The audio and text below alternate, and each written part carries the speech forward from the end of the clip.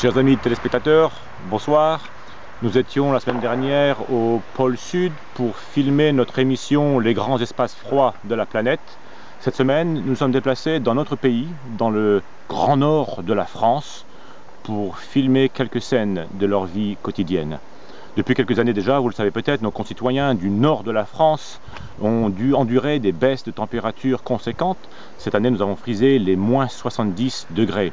Je me suis donc rendu hier soir dans une famille d'un petit village de Réquigny.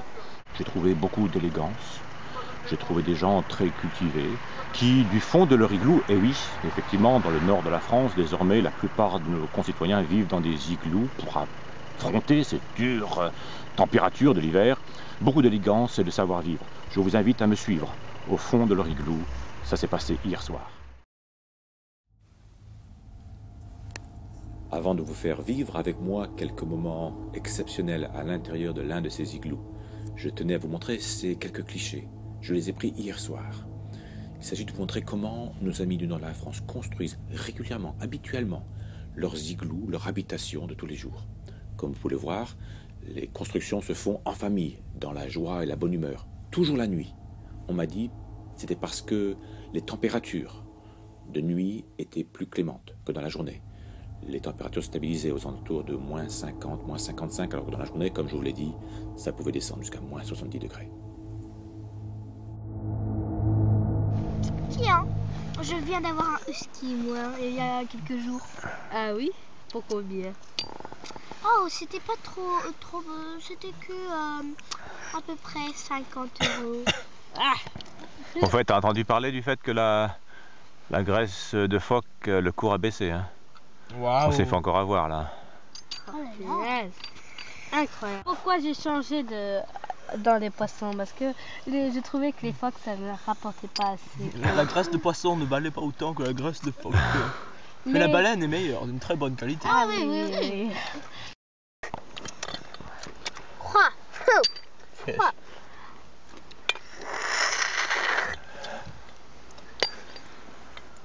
Alors, comment est-ce qu'on va laver la vaisselle en fait?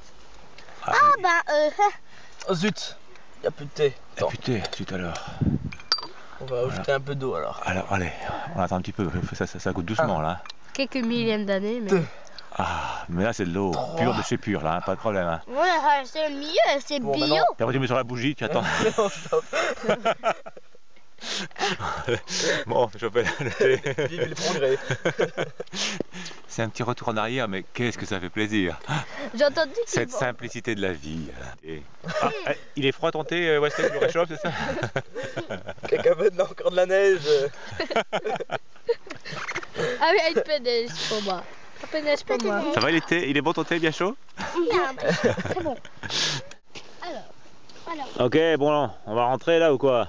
ouais. Ou est-ce que vous passez la nuit à l'intérieur? Oh bah c'est assez confortable, tu sais. C'est vrai que c'est confortable, hein? On n'a rien d'autre. Allez. Comme vous avez pu le constater, la vie continue et elle continue bien, même à moins 70 degrés. Je vous encourage donc tous à apprendre des leçons de ce que nos amis nordistes ont appris dans la rudesse de leur pays du Grand Nord.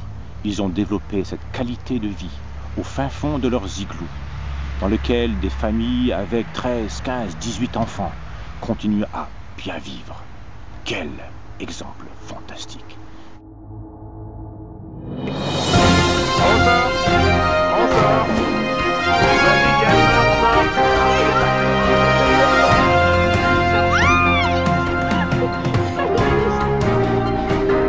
Allez, vas-y, sors! Tout le monde sort, voilà! Tout le monde sort, come on, guys! On sort, Jordan! Sortez, là, sortez, tout le monde sort! Encore, sortez! 4, 5,